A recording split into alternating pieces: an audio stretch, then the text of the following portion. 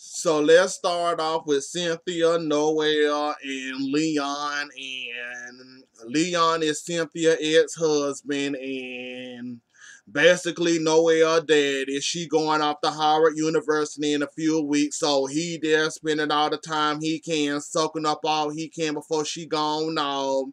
They're talking about dorms, apartment. Is she taking her car?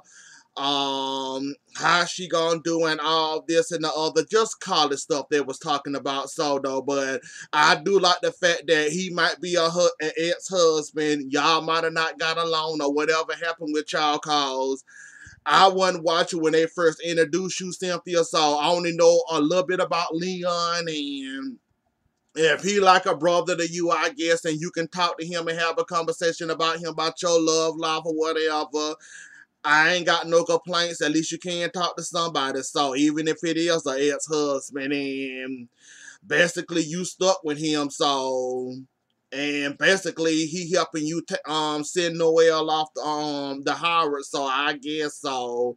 The part that struck me odd about the whole situation was Cynthia. Now we know we give our children sometimes alcohol. Well, my mama never gave me alcohol growing up or whatever, though, but I might have had a few sips when I was 18 or whatever, though. But Cynthia, you don't do that on camera, babe. Don't do, You got cameras focusing on you. Them people gonna call the people's on you. Your 18-year-old daughter, and you talking about some what you want to drink and all that. She ain't 21 while you offering her drinks and all that. Like, that struck me kind of odd that you will do that on camera. But okay, Cynthia, like I said, I like you. You're a little nutty at times, but you okay in my book. I guess you said, hell, she gonna be in college. Howard Wade over here, and I'm Wade over here, and her being in college, enjoying college life. You ain't gonna be around her to watch and guide her. So hell, she gonna drink anyways. I might as well let her drink in front of me anyways. It's right here in front of me. Hell, I might as well get used to the fact that she gonna be in college. She gonna be drinking. They gonna be parties and all that though. But I ain't gonna get on you about that though. But it was kind of cute. It was kind of funny that the fact that you go offer your daughter alcohol in front of the cameras and in front of Leon and all that, and Leon had to tell you no, don't do that, and wait till she go off to college to experience her first drink or whatever, or her first beer, and there's gonna be college parties, and Cynthia, you ain't gonna be there to watch her, and I guess you starting her off early before she get to college and start drinking, I'm guessing.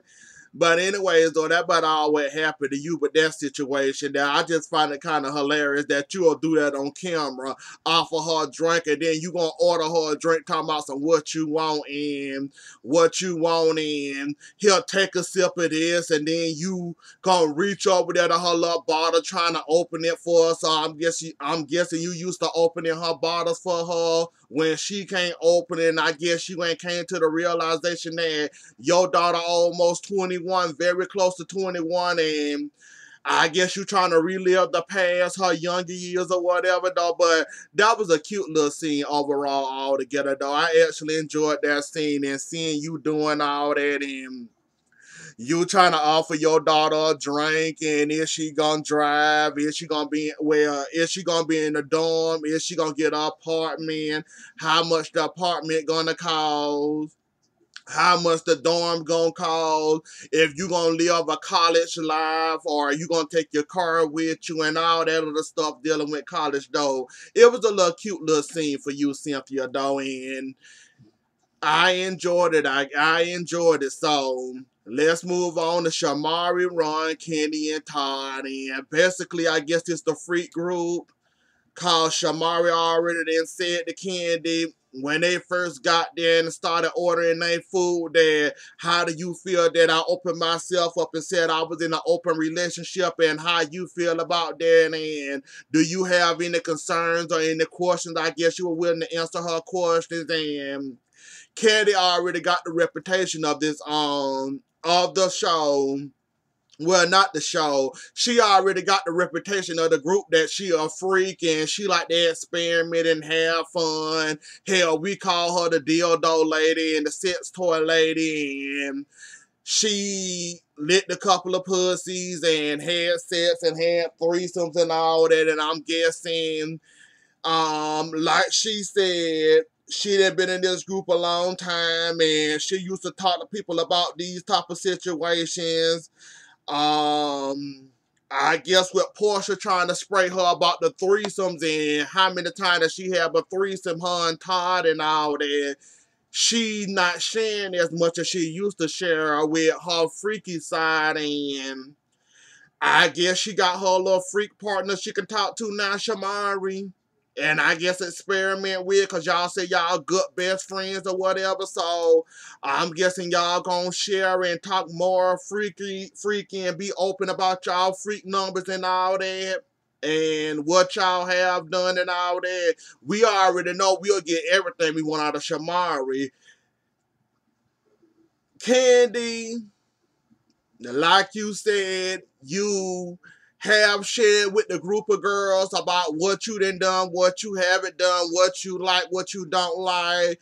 Where Porsha and Phaedra tried to spray you 2 seasons ago, and with the whole secrets, and Porsha tried to spray you with your threesomes and all that. I guess you gonna save all that freaky talk for Shamari, and I guess share stories and experiment together or whatever the hell y'all plan on doing. And Shamari, after this show, what this is your third time saying this. You said it at the party first. Then you came back home and told Ron. Now you telling Candy again around Todd that I was in an open relationship and all this and all that. I don't know if you trying to experiment with Candy or whatever the hell you going on, and I'm glad you let your freak flag fly as high as you did when you was in an open relationship with your girl and with your man or whatever though. But Shamara, you can't be going around telling all your goddamn business.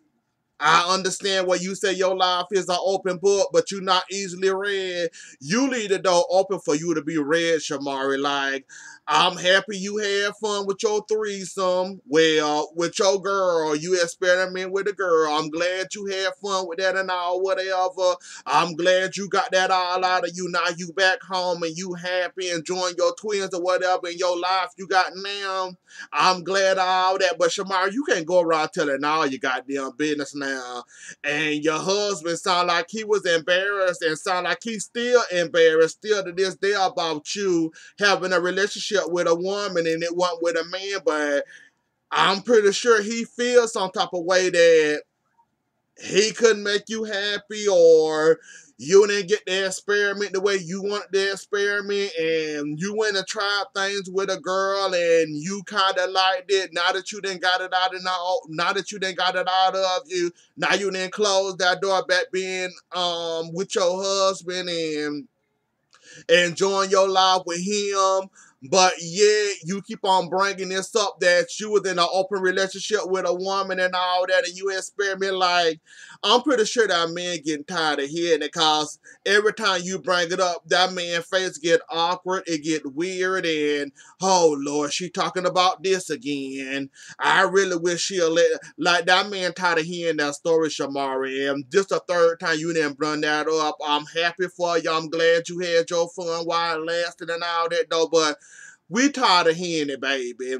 Find something else to talk about. That's all. Like, what else can you tell us that'll surprise us and all this? And then, of course, after that, Kenny brought up the whole Porsha shit and the tattoos and the man and the sit down she had with Nene, Cynthia, and Marlo in that situation, and it got back to what's Porsha man name? The Dennis, and he called and told her off, and somebody else called and told her off, and she don't know what to do, and she's still talking about it, won't let it go, and she won't leave it alone well enough, and Candy, it ain't awkward at all. You just make it awkward. Like, I don't know what it's gonna take for you to leave this alone. Like the woman just revealed tonight that she pregnant and she happy and it was his birthday and she decided to reveal on his birthday that she was pregnant with the shoe and the onesie and all that. So you make the situation more awkward than it have to be, Candy. And when she talk or she talking about him, you making all these faces and doing all this and all that like it's awkward, just like at Nene boobs and bourbon event she throw. You was up there, he hugged you, said, "Hey, how you doing?" You doing your little number shady shit and sitting up there like this, and you like every time he talk, you rolling your eyes and all that. Like, Candy, you making it awkward for yourself. Like Porsha said, that was his past, I'm his future. Yeah, he might have tattoos of other women on his body. So what? Who cares? You ain't looking at it. Like, you making this situation more awkward than it has to be. And I'm glad you ain't gonna let it down, because I seen on the next episode you still talking about this man. Candy, or people in general on reality shows, I don't know if y'all ever catch on how many times, because you probably don't know what episode y'all recording, but Candy, you becoming a little stalkerish at this moment, because you keep bringing this up, you won't let it go, Porsche didn't talk to you again, you didn't had another sit down with her, still trying to put it in this woman's head that this man doing something not faithful to her, the tattoos, buying gifts and all this. And she had a point where she brought up the fact that when you would start talking about it, every time he mentioned you cringing, you making faces like, Candy, I'm gonna need for you to leave this alone, and I can't blame you, cause like y'all be filming, you don't know what episode is gonna be on. Basically, y'all just be filming the show. You don't know how many times you being annoying bringing this up, so I'm gonna give you that pass of bringing this up every damn episode though. But Candy, enough is a goddamn enough. That sit down with Porsha should have just left it well enough alone and left it alone. And you should mention that man no more. Like, this is the second sit down. How many times have you done brought this man up around the group and with Carmen and that girl, and like, Ken, I just want you to leave this the fuck alone. That's all I'm asking. Leave well enough alone. Like Porsha said, we are in a good place. After dealing with the secrets, after dealing with what happened, after the accusations, after the lies, after that season, and then and then the fact that y'all was going to, like, Candy, let it go. Like, I know you calling yourself trying to be like, y'all ain't in that great place y'all used to be, but you coming at her trying to appeal to her as a sister, like, bringing this up, keep mentioning this though, but it's a coming annoying, Candy. Like, leave it alone. You want her to slow down, take it slow, take her time, but you need to stay the hell out of it and just leave it alone, for crying out loud. Leave it alone. Let that woman live. Let that woman enjoy her life. Please stop mentioning Dennis and his tattoos. Like, that man can't go and pay and get them tattoos removed off his body. Like, Candy, just let it go, would you? I mean, really, just let it go and leave it alone. And of course, that's going to get Porsha on all the way on out the way. And Porsha and Dennis in his birthday party, and the chef came and cooked for his birthday. Of course, he had a gift for he had a gift for Porsha, and she had two gifts for him. Basically, a baby shoe and a onesie, and he didn't understand where it was coming from until she revealed that she was pregnant. So congratulations, Candy. Porsha pregnant. We already knew she was pregnant before the show even came out. So, congratulations, Porsha and Dennis. However long y'all gonna last, cause according to Candy, she ain't saying he a bad guy. She just want her to slow down and be careful or whatever the hell she trying to say. I just want her to shut the fuck up when it comes to Dennis and leave it alone finally. That's all I want her to do. What's next? Um, oh yeah, Nene and that whole boobs and bourbon party, and Nene goes to Tanya, however you say the girl name. Basically, she goes over to her house. She shows off her house. She shows off her closet, a little secret hideaway in her closet or whatever. And they sitting down talking, and Nene like her. She says she's a little bubbly, but I like her. Me and her get along well, and basically that's what opened the doors to her boobs and bourbon party. And she invited her, and she told him, "You welcome to come with your man." And Tanya also want to know, well, you went to your first event with all the girls, and how did you know? How did you like it? Did you have a good time? Did you have fun? She said, yeah, I had fun. I had a lot of fun, and she wanted to know what the girl thought about her, and then she hit it off with the girls like she hit it off with them. They brought up her 3 years engagement and why he haven't married you yet or walked you down the aisle. She said she explains that and said that he was working on a company. He was working on a company. We basically put the wedding on hold until he got finished with his company, and the company was keeping him busy. To the matter of that, what she said, that he had a company, he was busy with his company. I ain't have enough time to plan the wedding and all that, and plus he was just opening up his business, so I wanted that to calm down before I get married. And she said for the most part that she liked the girl challenging her and all this and all that, and I'm guessing she didn't take too much offense of that, and they keep her in check and make sure she doing everything right, or do she need to check herself? And I'm glad Nene caught that, what she was saying, that why she haven't walked down the aisle yet. And she said, since they want me to walk down the aisle, I'm going to go ahead and do that. And Nene stopped her and said, no, you walk down the aisle when you're ready to walk down the aisle, not because somebody told you to walk down the aisle. That's when you start to walk down the aisle. And basically, let's open up the Nene boobs and bourbon party. It was a nice, of course, everybody came with their man except Marlo and her, I guess, date for the evening. I guess Marlo have a new man for every damn occasion, so I guess so. The boobs and bourbon party, everybody came. We meet another one of Nene, I guess one of her big spinners and swaggerlicious, Ivani or Vanna or however you say her name. The drunk heifer that was yelling and said, can I say my piece? That heifer.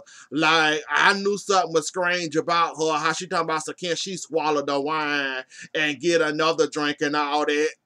Just seeing her and her appearance, how everybody else was dressed down, and she came in that yellow dress, and yeah, she just struck me as odd, and I'm glad she spent a lot of money in your swagger in your boutique, Nene though. But she's a wild card, and I'm with Eva with the I'm glad I never met her, cause if I met her and she came in this bright yellow dress and all that, and basically everybody came, everybody sat down, everybody ate. First off, there was a problem with Vonnie and Eva.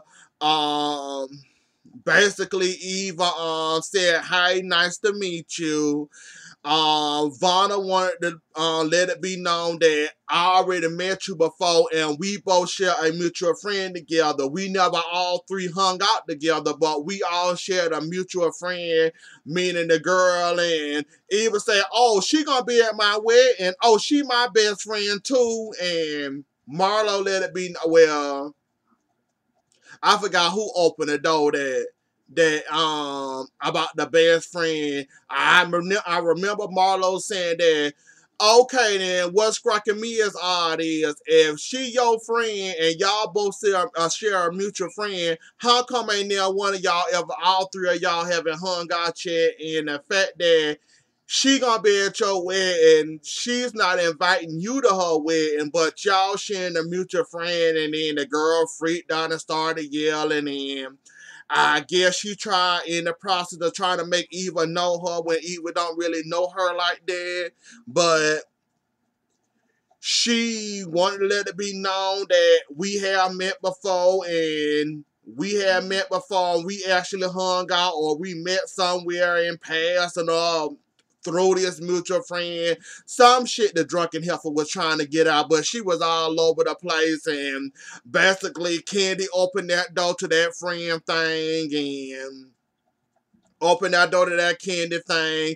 Marlo opened the door wide the hell open with her messy ass and starting it about, if y'all got a friend, how come she never met somebody? And that's where I'm confused at. Maybe that's where Eva confused that too. How come y'all three haven't met each other in the room or hung out each other? And that little whole situation was a hot ass mess, and thank God Nene came and closed the door on that and shut that on up. Cause after she didn't call the waiter a bitch, and she need to come on back over here and serve me another drink, and the fact that she getting all loud, talking about, so shut up, can I say my piece, and can I say my piece, and everybody started talking over her, which I can understand why she said, shut up, can I talk? Cause that is like, that's annoying as hell, somebody trying to talk over you. But Ivana, you need to control your alcohol better when you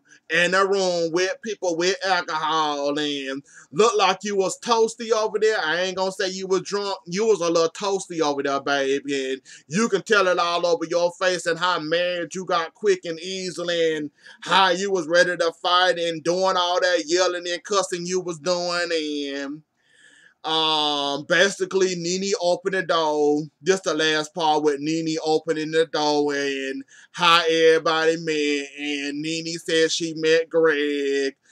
They had changed numbers. This happened when she was young. Her and Greg exchanged numbers.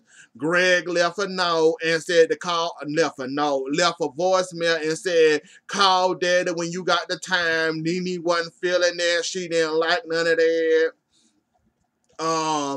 Greg basically said, I'ma marry you, you gonna be mine, and Nene wasn't here from it, and I guess she finally gave in, and they started dating, and that's how they met. Porsha, oh shit, wrong part, wrong notes, wrong note, wrong note.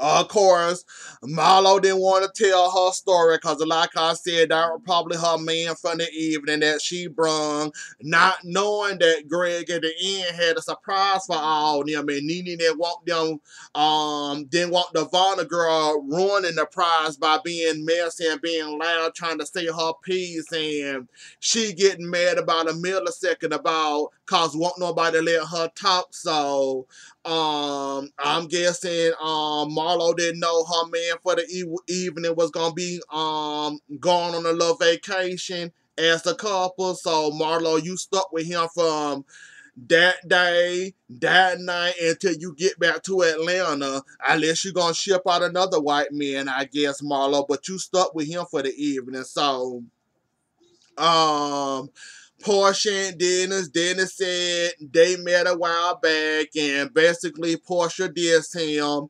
Porsha said she did, and then she went to one of his clubs, and he saw Porsha, and he pursued her, asked for her phone number, and then he called her the next morning saying, I want to see you, and he was dressed down, and that's how they met each other, and that's how they kicked it off, I guess. Candy said she met Todd because Todd worked behind the scenes of the show, and when they went to Africa with that bone doctor saying that your man is he on a trip with you behind the scenes, not knowing it was Todd, and she thought the bone doctor was full of shit, and to find out that's how her and Todd met, and they started talking and started chilling and started kicking. I remember that moment when she first met Todd and had that conversation with Todd. I actually remember that moment because I started looking at the Real Housewives of Atlanta. I think season 3 or season 4, I started around that area. I think it was season 3, cause with Marlo and yeah, Marlo and Shamari and now that was season 4 because I love that season. I always go back and see that season. Season 4 is my favorite Real Housewives of Atlanta season. So that's when I started watching around season 3, and season 4 is my all-time favorite because I remember season 3 and season 4 like it was yesterday. So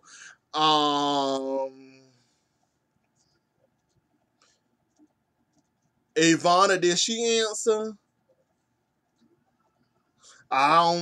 We gonna skip crazy, and basically that's what everybody did when they went around the table and everybody didn't answer. And I remember Nene, I remember Dennis. Oh, Shamari. Shamari, that's who I'm forgetting. Shamari was at LA at a club. Of course, Ron was a musician, and basically he pursued her. She pulled him to the well. He was holding on to Shamari's hand, and he basically got her number and wanted to talk to her, and then they went out. I think she said that night or the next day they went out on a date, and they had sex that same day. Something around that matter of they went out. They went to a dinner and had sex, and um somebody else I forgot. Okay, Shamari, Nene. Um, it was somebody else story that Marlon, Eva. That's the one I'm forgetting. The Eva one was that's typically right. That's normally what happened. Way to a man heart is to his stomach. So basically, he was doing a campaign or whatever he was doing, and basically Eva said she can cook, and basically he said he don't have home cooked meals, and Eva cooked for him, and he was interested, and he went over to Eva's house or wherever she was at, and she cooked for him, and he had a good time, and he been there ever since though. But anyways though, y'all, that was the episode. I know it was all out of order, but I got it done. Don't forget to like, share, comment, and subscribe. I'll see y'all later. Enjoy the rest of y'all night. Bye.